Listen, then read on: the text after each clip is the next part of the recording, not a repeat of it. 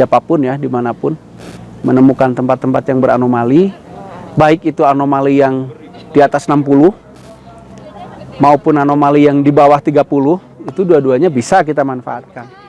Caranya sebenarnya nggak usah macam-macam, diam saja di tempat itu gitu. Diam saja di tempat itu, biarkan tubuh kita terpapar.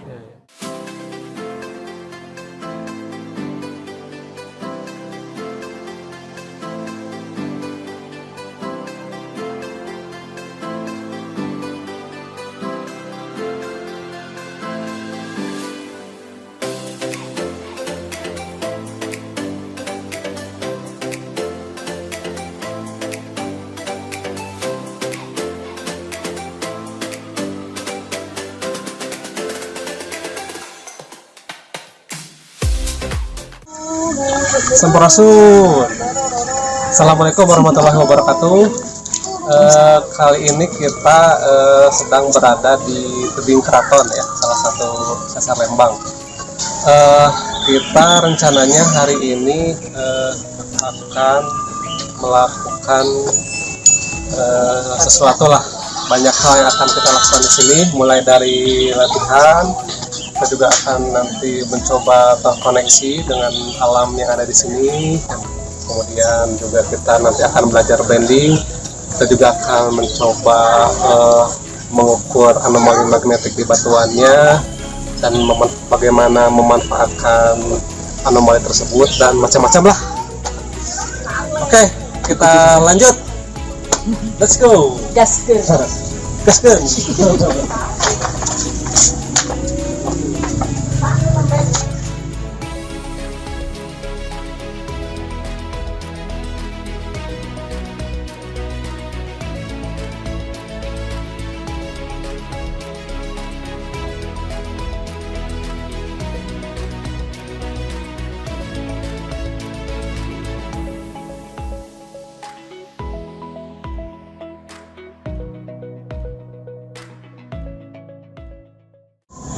Ya, sekarang kita berada di lokasi pertama ya. Di sini banyak batuan yang memiliki anomali magnetik variatif sih, dari mulai 100 sampai 400 mikrotesla. Hampir semua batu sama memiliki anomali magnetik ya. Di sini, situ. Nah, di situ yang paling gede sih di situ. Kalau yang saya ukur. Nah, tapi belum semua, nanti harus kita cek dulu.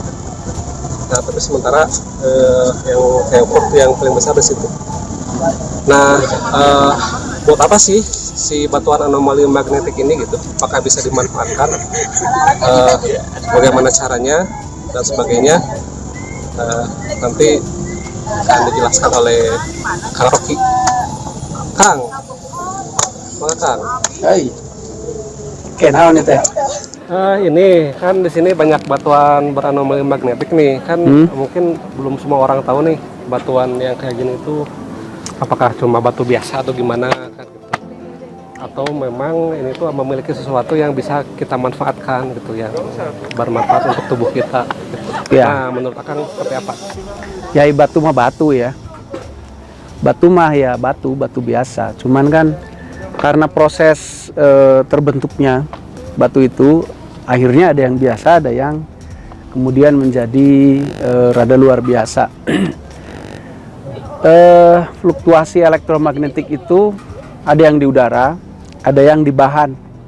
Kalau yang nempel di batu-batu gini biasanya karena bahan ya, karena proses terbentuknya. Nah, baik yang di udara maupun yang di batu itu biasanya bisa sih dipakai, tergantung berapa mikrotesla dia. Kalau yang di atas 60 ke atas itu bisa kita pakai untuk merangsang sel supaya lebih aktif lah. Caranya memang kita ini kan, kita dekatkan tubuh kita dengan si sumber anomali itu. Jadi bisa nanti terpicu lah, kerangsang, ke-trigger sehingga aktivitas sel mitokondria kita meningkat. Hasilnya akhirnya ya yang diharapkan itu bukan hanya tubuh kita jadi lebih baik, tapi mungkin bisa menghasilkan energi yang lebih daripada tidak berada di tempat yang di sekitarnya itu terdapat anomali yang cukup besar. Nah, tapi ada anomali yang sebaliknya yang sangat rendah. Di bawah 30 lah biasanya, 20, 10 dan seterusnya. Itu juga yang efek juga ke tubuh, tapi memang sifatnya bukan untuk memicu sel ya, tapi dia lebih ke kayak pemurnian lah. Gitu. Jadi nanti kalau siapapun ya dimanapun menemukan tempat-tempat yang beranomali, baik itu anomali yang di atas 60 maupun anomali yang di bawah 30, itu dua-duanya bisa kita manfaatkan. Caranya sebenarnya nggak usah macam-macam, diam saja di tempat itu gitu.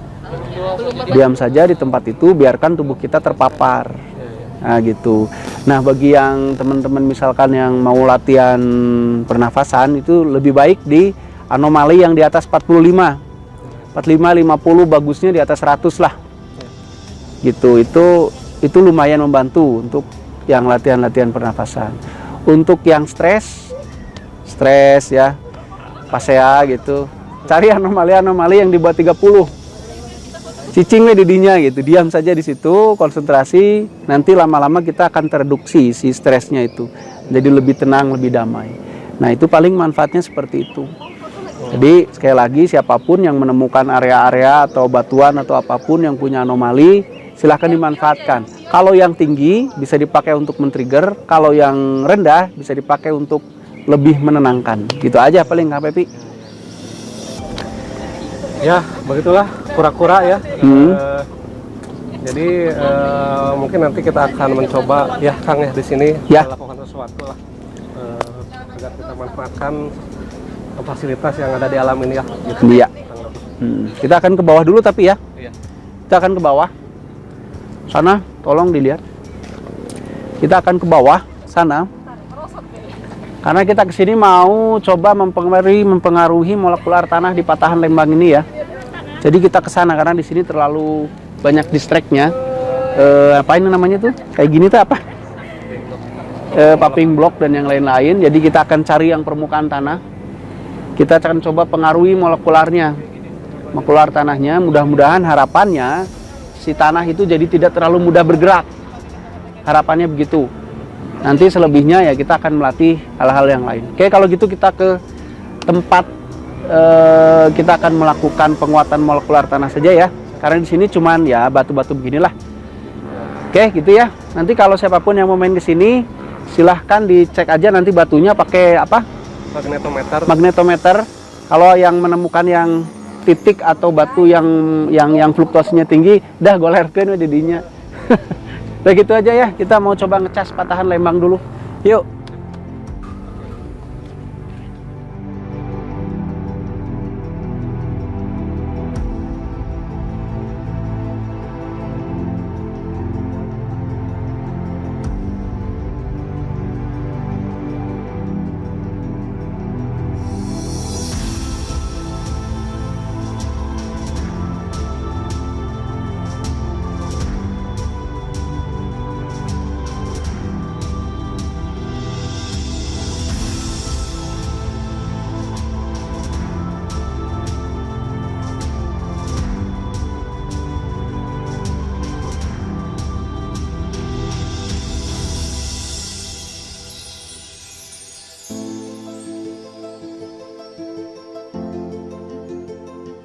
Tadi setelah kita dari atas ya tadi ngecek batuan, sekarang kita langsung ke daerah ini.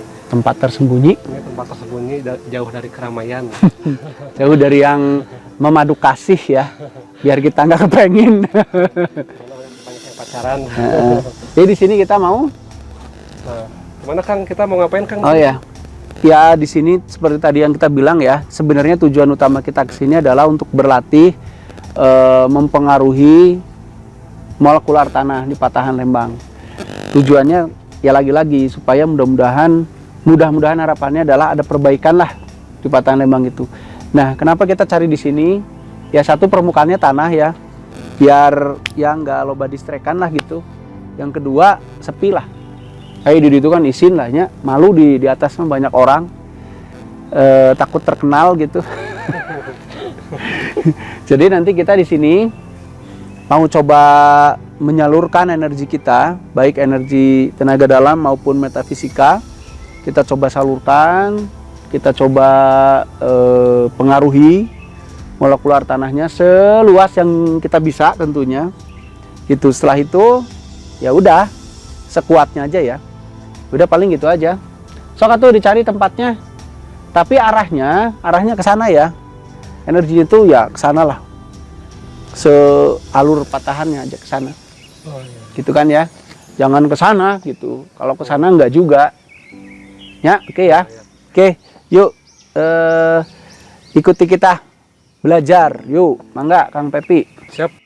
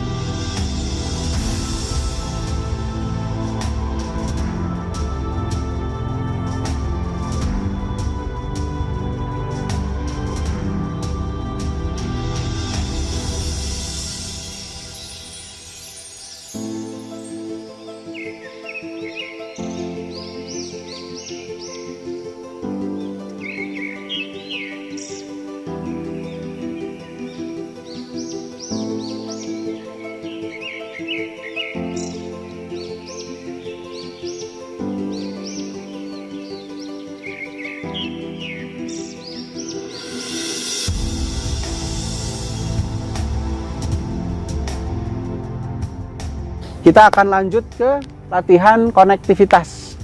Koneksi diri. Nanti masing-masing nanti cari pohon satu-satu. Kita akan belajar koneksi dengan pohon. Nah, sok cari, jangan yang terlalu kecil, susah. Yang gede atuh, pohon gede geloban yang anu letik. Gitu ya, mungkin ya. Kita akan latihan dulu. Nanti penjelasannya lanjut. Sok kita sekarang atur dulu angle-angle-nya biar enak nanti yang nontonnya. Itu ya, nanti kalau udah pas kita action. Oke. Ya guys, ini anak-anak sedang mencoba untuk terhubung dengan pohon. Pohon itu ya salah satu unsur ya yang ada di planet kita. Jadi kenapa sih perlu seperti itu? Perlu seperti ini. Biarkan nanti ini si manusia ini mencoba berkomunikasi.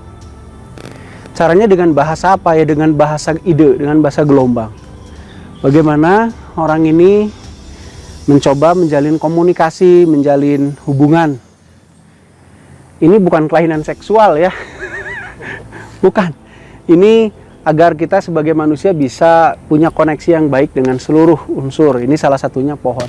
Nanti kita akan tanya apa data yang dia dapat dari pohon ini. Itu Kang Akbar sama kita minta dia untuk membuat koneksi dengan salah satu pohon. Nanti kita coba minta datanya yang dia dapat ya. Jadi begini ya latihannya guys ya. Mengasah kepekaan, mengasah kemampuan terkoneksi karena itu penting. Itu Teh Nila di sana sama ting haruleng, nggak apa-apa, sekali-kali ting haruleng. Mengasah kepekaan, mengasah empati dan yang lain-lain. Nah ini nih, Kang Pepi nih ntar nih. So Kang Pepi kemana? Nah ini Kang Pepi nih. Kang Pepi juga sama. Dia saya minta untuk konsentrasi ya. Netral aja, netral. Jangan ada asumsi apapun. Jangan ada praduga apapun. Nolkan diri kita supaya bisa tertune in dengan pohonnya. Biar bisa saling bertukar data. Ya gitu ya guys ya. Kalau kalian mau coba di rumah, boleh ya. Dengan apapun, bukan hanya dengan pohon. Dengan binatang mungkin dengan binatang jauh lebih mudah ya. Dengan air, tanah, atau yang lain-lain gitu. Bisa kok, bisa. Asal kita betul-betul netral dulu. Netral itu artinya kita tidak membawa pikiran awal. Kita tidak membawa praduga. Kita tidak egois. Kita hanya sekedar menghubungkan diri. Planet ini sangat luas dan sangat beraneka ragam penghuninya. Kita harus belajar terkoneksi dengan berbagai macam penghuni planet ini. Salah satunya ini nih, apa nih? Tawon. Wah, tawonnya nggak mau diajak ngobrol dia. Tapi nanti coba akan saya ini. Ya gitu ya teman-teman. Itu yang sedang berlatih. Netralkan dirinya, netralkan. Netral saja. Nggak usah pengen tahu, nggak usah apa, netral aja.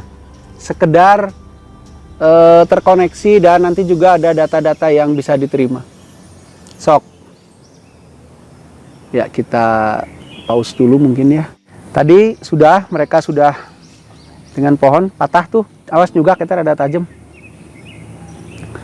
Nah, sekarang dengan tanah. Jadi silakan disentuh tanahnya, terus lakukan sama seperti kita dengan pohon tadi. Sok, Kang Pepi sana.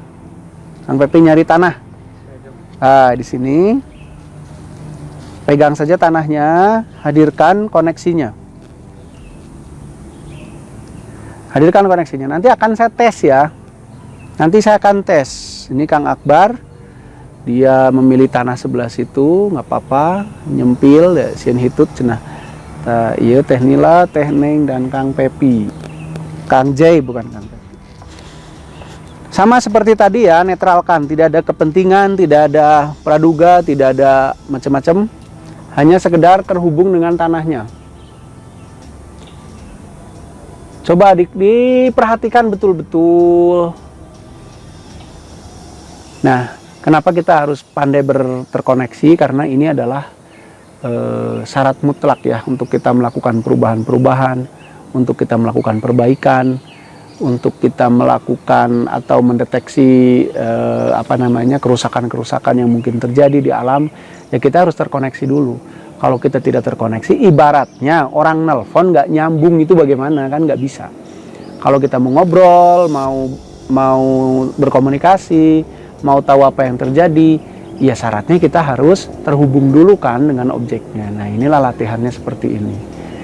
Memang ini dasar banget ya, tapi kalau nggak mau yang dasar, ya gimana ya. Terus coba hubungkan diri Anda dengan tanahnya. Hubungkan dengan tanahnya. Kalau Anda sudah bisa lebih jauh, hubungkan dengan maksudnya tanah dalam skala yang lebih besar lagi lah gitu. Bukan hanya tempat kita duduk.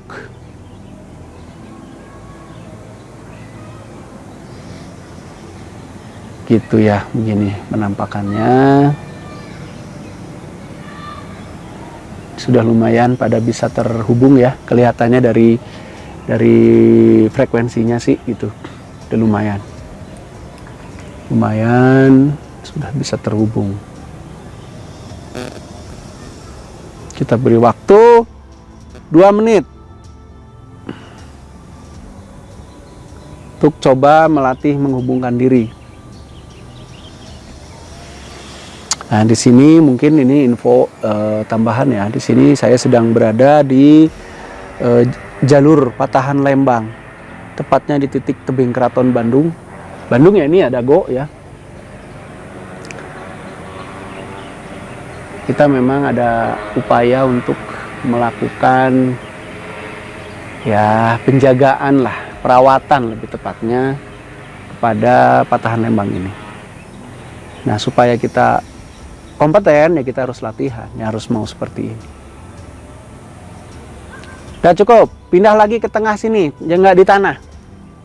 Pindah lagi ke sini, tapi rasakan koneksinya lagi, hadirkan lagi. Hadirkan lagi. Oke, ini masih deket ya. Oke, rasakan koneksi yang tadi dibuat.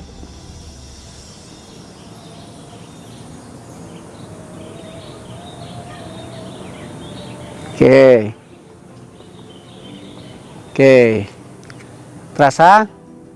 Kalau terasa coba balik lagi ke tanah yang tadi, yang Akbar dan lain. Balik lagi, cepet. Oke. rasakan apakah hal yang tadi masih sama atau berbeda.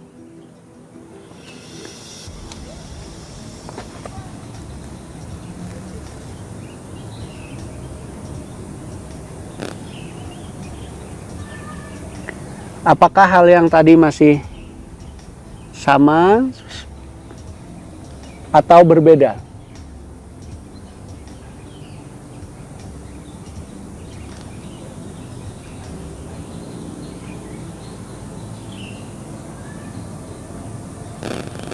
Oke, Kang Pepi sama atau berbeda? Masih sama? Teneng? Ada yang berbeda nggak? Bingung? Hah? Beda apanya? Di sini ya, rasanya di sini lebih pekat ya. Nggak tahu saya meren kurang konsen waktu di sini. Baik, baik. Oke, sekarang saya lebih arahkan ya. Coba rasakan pergerakan fluktuasi energinya, apakah lebih aktif atau tidak gitu. Tanah yang tadi dan sekarang, sok. Merem aja, merem. Biar lebih fokus.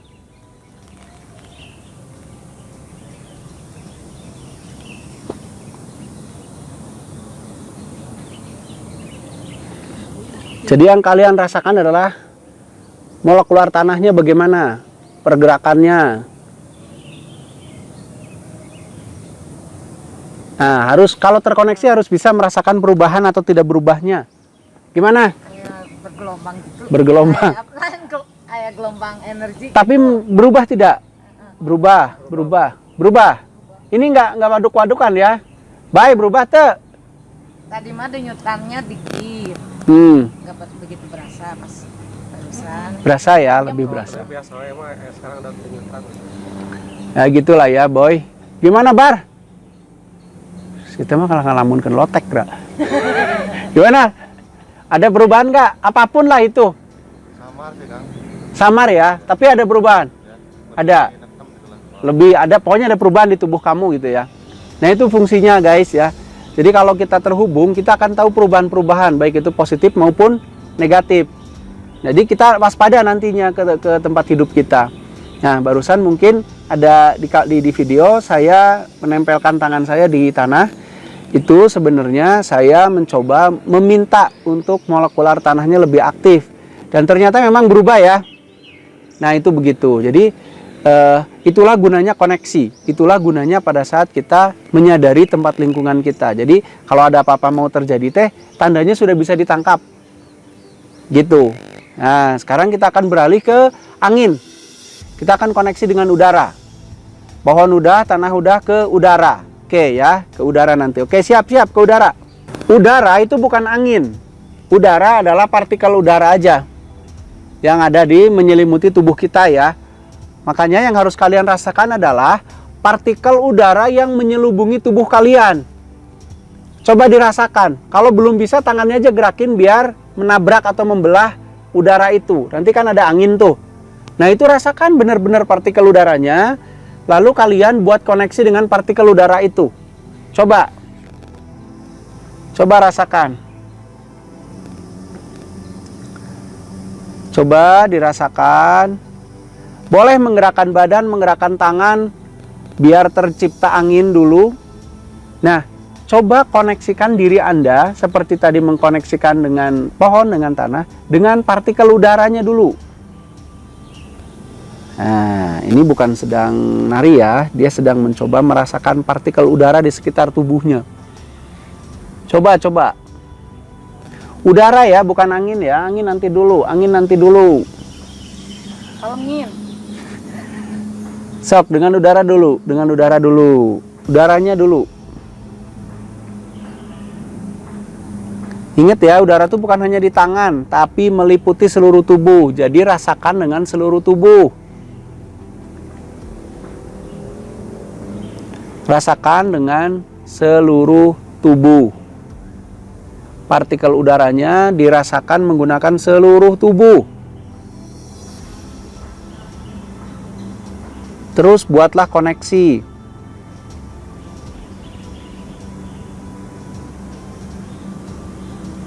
Jadi, tapi ini bukan sedang melakukan kepekaan ya. Ini sedang merasakan partikel udaranya saja dulu di sekitar tubuh. Pakai seluruh tubuh ya, kalau bisa jangan tangan doang.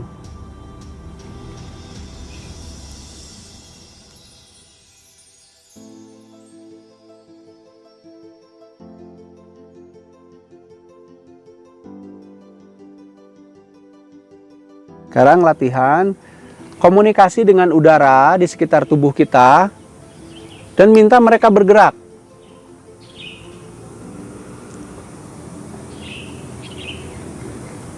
Nanti minimal akan menimbul, kalau sudah berhasil, minimal akan ada hiliwir angin di sekitar tubuh. Karena yang bergerak itu kan yang sekitar tubuh. Gitu. Koneksi jangan maksa ya, bukan jadi bos. Koneksi. Buat hubungan kasih sayang antar kita dengan udara. Bukan yang satu bos, yang satu merintah, bukan kayak gitu. Tapi persahabatan yang bagai kepompong. Dan mintalah untuk bergerak. Dan rasakan hiliwir angin yang di sekitar tubuh kita hasil dari pergerakan si udara tersebut.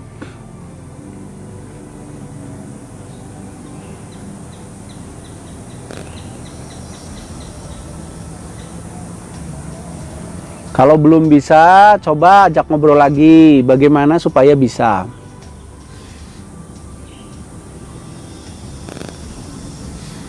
Sekali lagi ya guys, ini adalah cara kita untuk ujung-ujungnya adalah terkoneksi dengan alam semesta tempat tinggal kita. Tapi alam semesta ini penuh dengan unsur. Jadi mau tidak mau, kita harus latihan terhubung dengan unsurnya satu demi satu. Kalau kita sudah punya koneksi dengan baik dengan unsur-unsur alam ini, maka harapannya adalah kita betul-betul bisa terkoneksi dengan alamnya. Gitu. Jadi kalau ada yang terjadi dengan alam, kita bisa mendeteksi secara dini. Gitu tujuannya ya. Ini latihannya begini. Ulang-ulang begitu.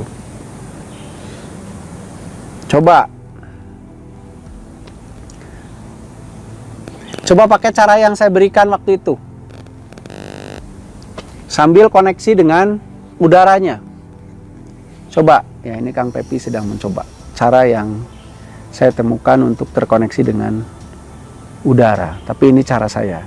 Coba mereka akan praktekkan apakah akan terjadi angin. Atau akan terjadi angin. Koneksi ya, bukan hanya gerak kosong, bukan hanya ritual tanpa spiritual. Kita lihat sedang melakukan, terlihat sudah mulai anginnya mulai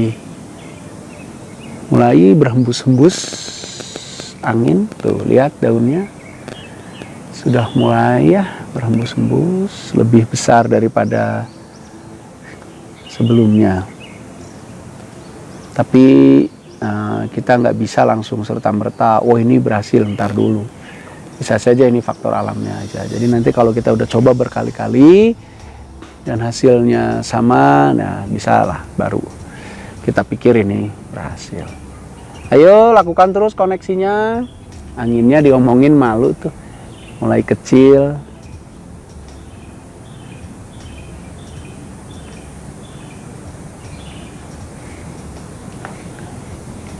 Koneksi, yang penting itu koneksi. Kita betul-betul menghubungkan diri, menghormati, menyayangi. Ya, ini udah mulai ya, anginnya juga datang lagi guys.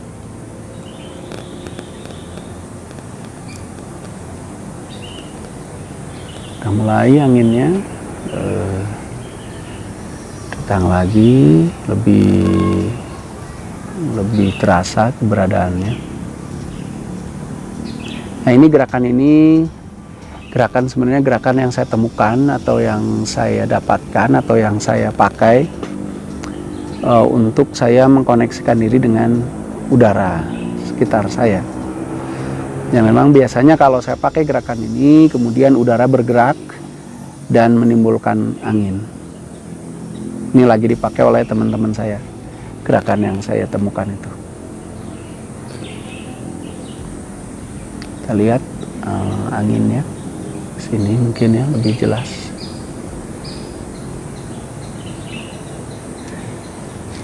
Itu karena ini sebenarnya jam 1:30 siang ya, anginnya memang tidak begitu besar, tapi alhamdulillah ya sekarang ada lah lumayan. Oke, teruskan. Sok bay, pakai gerakan yang saya bay. Anginnya lumayanan lah, spoi-spoi. Terus koneksi.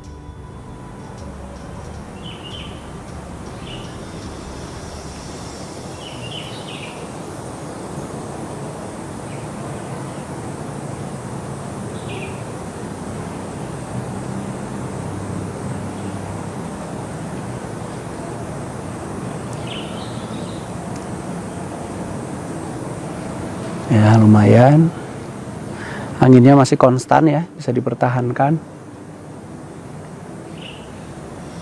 Lumayan, kita coba bantu lagi.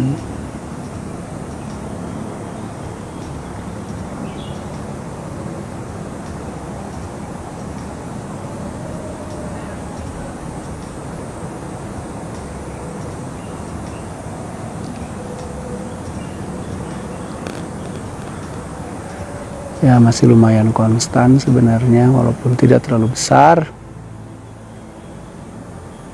Ya datang lagi. Karena angin sebenarnya hening, di sebelah sana aja hening tuh, tidak terlalu ada ya. Ya hanya di sini nih yang lumayan.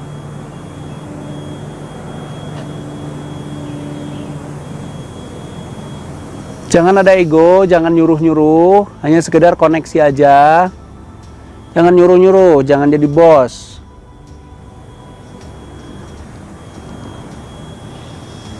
Oke, gitu ya. Sekarang kita menuju titik selanjutnya, kita akan latihan koneksi dengan alam secara lebih luas lagi. Dari bawah, cari spot yang lebih luas lagi.